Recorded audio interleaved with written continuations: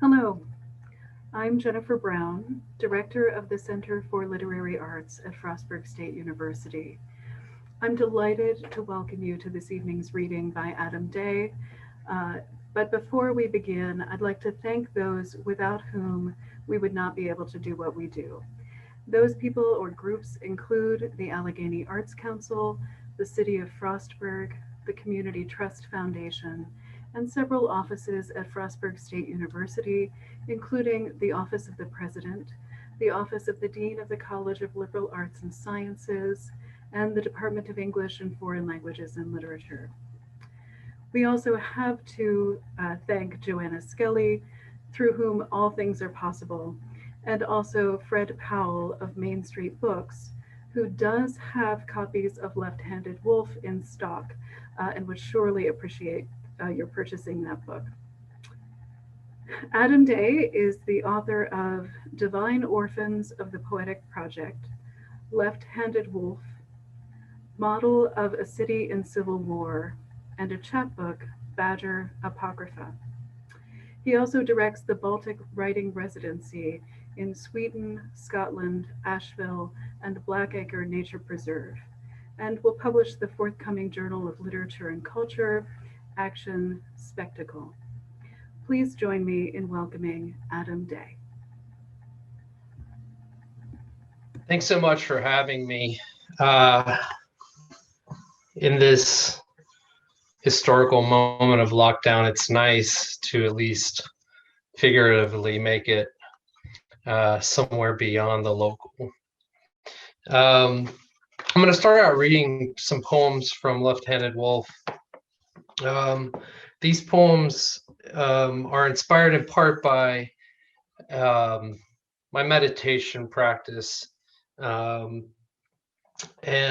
principles of Buddhism, but they also harken back to ancient Japanese and Chinese primarily poetry, much of which was itself Buddhist. Some written for the courts, the royal courts. So I'll begin with one called Vajana. Beyond the dunes, pairs of gunmetal giant ibis, bits of string in nervous beaks, wind blows tarps off tanks, secreted on the beach. Like children with their mania for taking out doll's eyes to see what's behind. Cumbersome empire.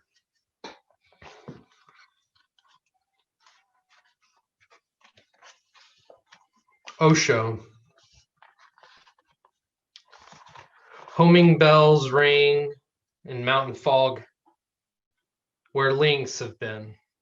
Sleeves wet, mind beetling around abandoned housing projects.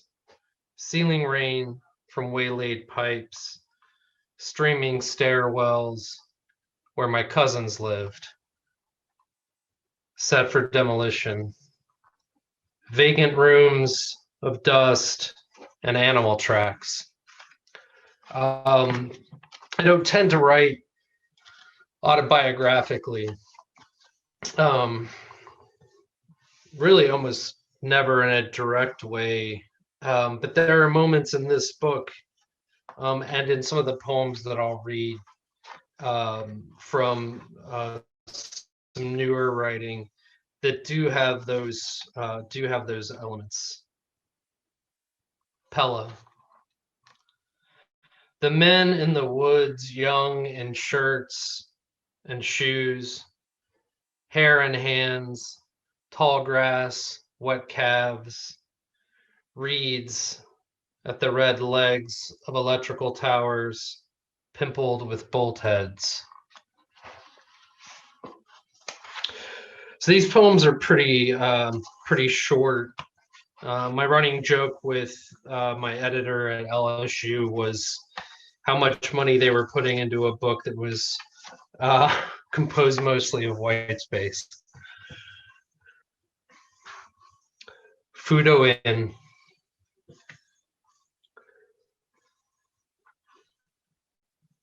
Stars break chairs, and the plants smell red in the night.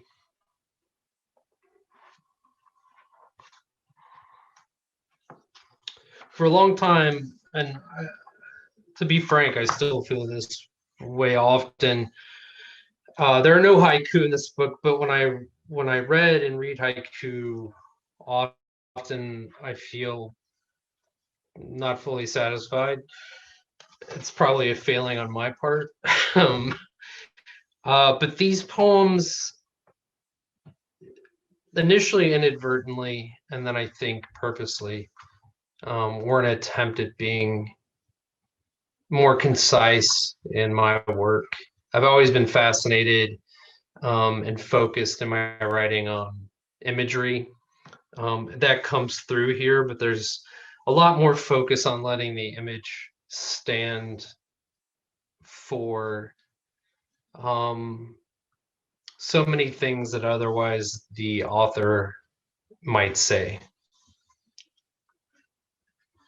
Nikaya, a thing in me, a bird or something, smashing snails open, dragging dark waters.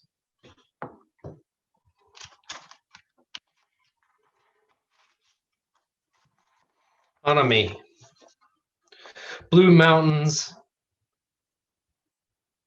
I'll start over. Blue mountain makes white snow. The trees are pulling up anchor. You know, there is this awareness within myself, and I can't help but think it's, you know, it's somewhere in the work that our lived context is further and further from the natural world, which isn't inherently a criticism or a critique, but so much of poetry, certainly historically, but I think even in the contemporaneous atmosphere, has been and is focused on the natural world, and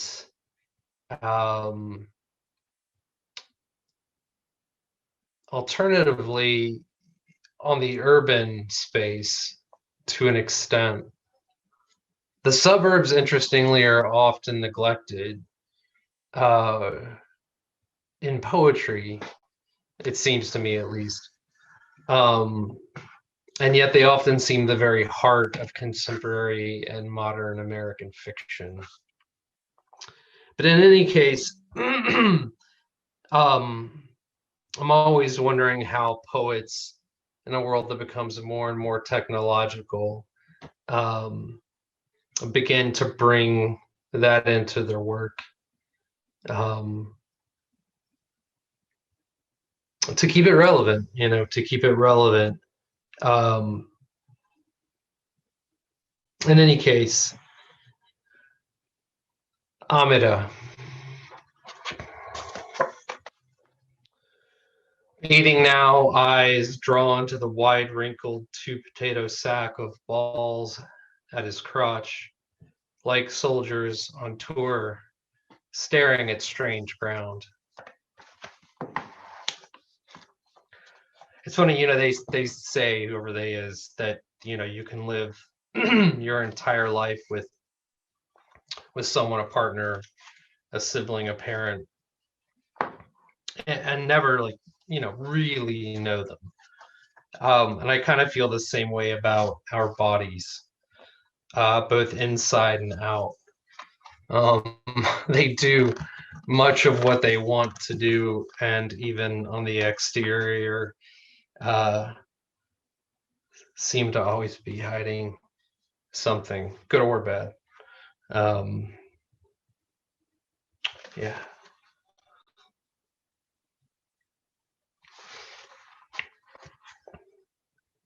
So reading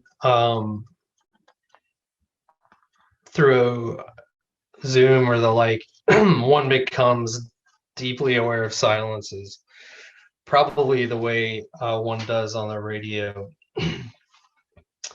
When you read live, you've got faces to look at, even if there's silence. Um, this is a different experience. And this is actually my first reading by way of a computer. So, yeah, interesting to say the least.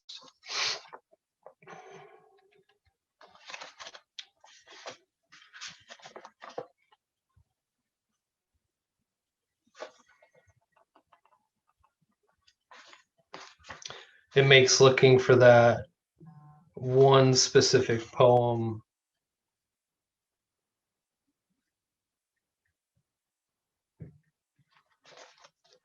seem like a much longer process. Patini. The tree is smarter. It has stopped moving.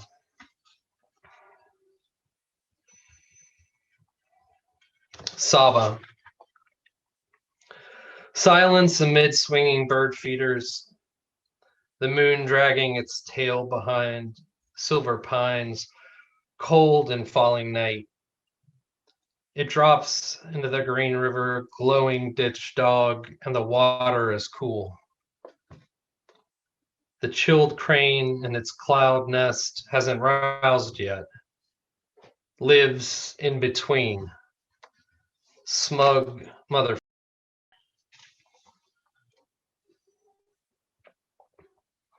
I've spent a lot more time.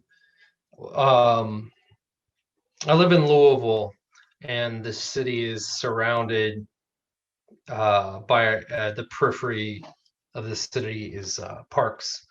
There are a lot of parks within the city itself, many of them designed by Frederick Olmsted, who also designed many of the parks in New York, like Central Park and Prospect Park. I've spent more and more time in those spaces and realize more and more without the least bit of romantic sentiment that trees and moss and animals and insects are way smarter than we are.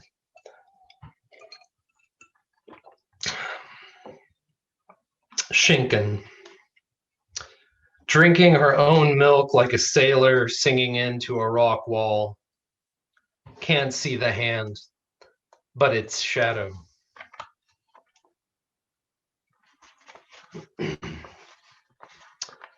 Kapala. The little girls from down the road don't take shit. Hate witnesses. They're up the red oaks, cigarette filters, crushed in ironweed, bone and amaranth clouds, piss into the river horizon. Screen door smacks in wind. Yard of broken bricks, 2 dead moles blue in the dusk. Walking out finally across the damp grass, drunk toward the river.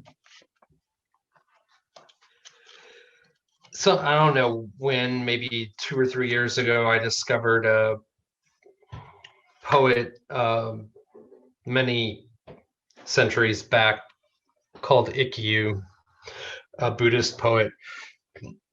But he wrote a lot about his time spent in brothels and drinking and sex, and there was this intersection of the reflective and serious commitment to the principles and the rituals of Buddhism, but also the recognition of the grit of life. People tend to think of monks as living a secluded life, but today and certainly very much in the past, they were out among the people, in part because they had to beg for their meals. That was part of their way of life. And so to think of, I don't know, a poem invested in spirituality or the natural world as detached from those um, more visceral experiences of bowel movements or blood or sex or the filth of the streets, um, is is really odd. Um, and so I've got a real interest in that. And interestingly, in the contemporary moment, the poets I see doing the most work with that, though this is a huge generalization, really are women. Poets like Catherine Wagner, um, Danielle Pafunda, um, Darcy Denigan, um, and of course I'm blanking now on others. Um, and I actually asked one of the poets I just named why it is that women poets are writing some of the most fascinating poetry right now, and that was a couple years ago. So right now, really, spans the last 5 or 6 or more years. And she said, it was simple. She said because they're pissed off, and I thought that was a great response. uh, and it also speaks to a change, perhaps, in the expectations of publishers of what they may want or not want from uh, writers of certain identities, um, which is good because I think we've read enough poems about wild irises. Uh,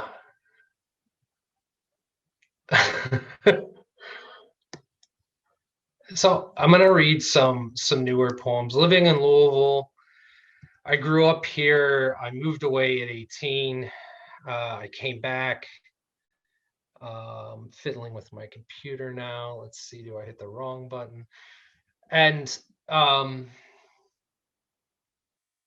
I grew up in a really working class part of town, um, integrated quite literally between a trailer park and the projects.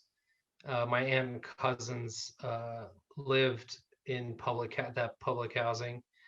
And our end of town is where a lot of immigrants ended up because it was really affordable and because the community services were there. And so the generations of refugees, whether it be Vietnamese or people from the former Yugoslavia, Sudan, Iraq, ended up in that neighborhood, which was interesting because being working class and in Kentucky, and I'm going to give my permission to make this generalization, my neighborhood was pretty rednecky. So it was an interesting intersection of cultures, uh, all of whom shared primarily solely in common that they were low income. Um, and so we were exposed far less so than African Americans, um, but to some extent exposed to some of the prejudices that exist in opposition to um, those who struggle um, with resources. Um, and so when what happened with with Brianna wasn't a huge surprise. She lived not far from where I grew up, and coincidentally, I found out after the incident that one of my middle school friends, who I grew up skateboarding with, is now the assistant police chief in Louisville, and was in charge of police movements the night that another local African American gentleman was shot and killed during the protests around Brianna. In any case, that's a little bit of background. These poems are still sort of interested or invested in, a Buddhist sort of worldview, but also with the socio-political context, something that's always been important to me. Most of these poems don't have titles yet. This one is called Object Landscape. The wind does not talk among the stones or precinct shells. Stone rolled in the mouth, whirled as will. There's nothing hiding in the branches. Cherry blossoms are here and gone. Another poem. Wind turning over secrets to the authorities under the black cypress. Best to remain indoors, avoid the errorists. Now, how to translate this for tomorrow's Good Morning show?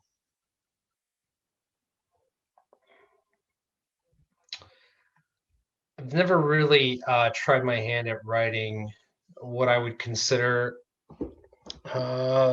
sort of political poetry. A friend of mine, another poet, and I had this conversation a long time ago about, that we thought then, and I still think that the hardest poetry to write is love poetry and political poetry, because they both just seem to damn you to loss of objectivity. And that loss of objectivity, to my mind, almost always gives birth to not the greatest writing, often one-sided, or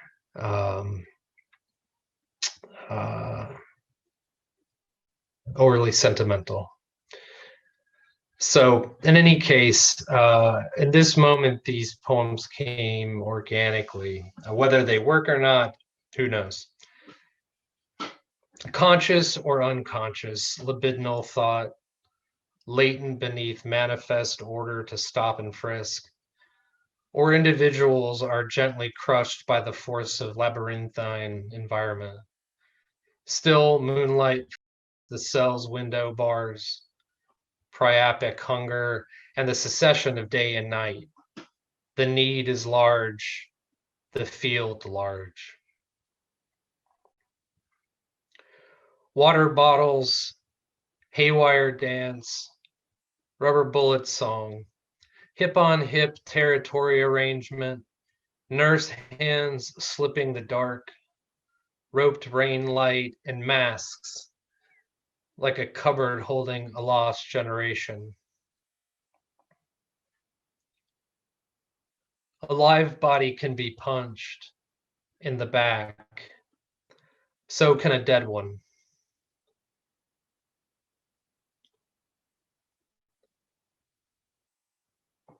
He died in a holding cell for smoking loud at the park. Thirsty heat inside himself like a thirsty heat inside himself like a nomad shearing sheep. At home, the cat drank from the bath, one paw balanced on his someone's knee. There's nothing hiding outside in the branches.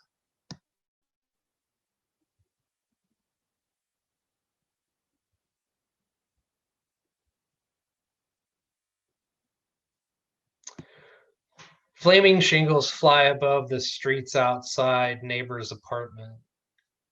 Playing NBA 2K21, blasting DJ Screw, wretched of the earth on the end table, white fist raised, curtain closed. Young folk walking Raleigh the expanse of reality.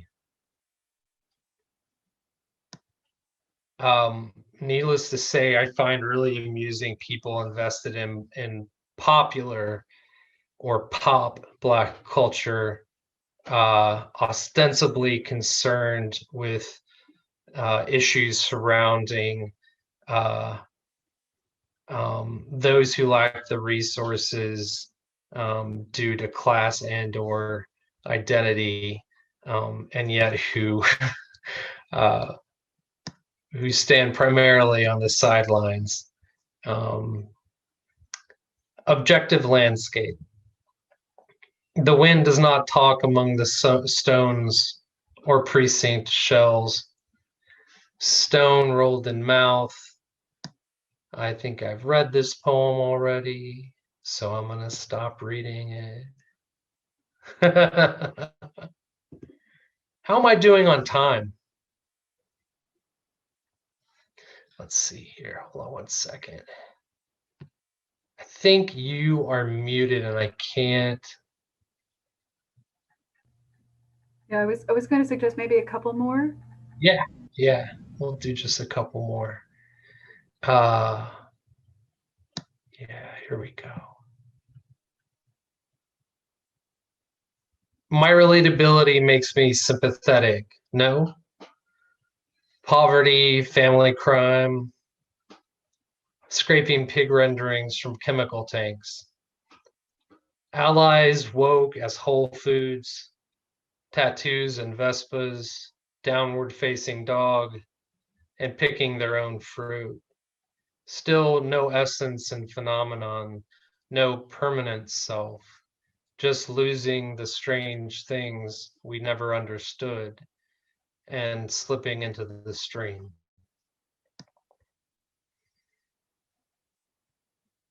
I'll make this one my last one. It's called Crooked Fever. In Louisville, we tie hemp rope around Major General Breckinridge's neck. The separation from Plinth gesturing at identity formation, and Louis XVI's marble hand is broken off. Though in late 1700s France, the commune took his head. Performance of protest. Fairy tales are real, but they have corpses and men pushing empty strollers. All right, that's it. Thanks a lot. Adam, thank you so much. We ordinarily would have, I've put out a call in the chat for questions or comments, but I don't see any yet. Okay. But I'm so appreciative of your reading. Yeah. I'm grateful for your being with us. Yeah. Especially that this is your first Zoom reading that we share that experience with you. Yeah, it's going to be a learning process. Thank you so much for having me. Indeed. Thank you.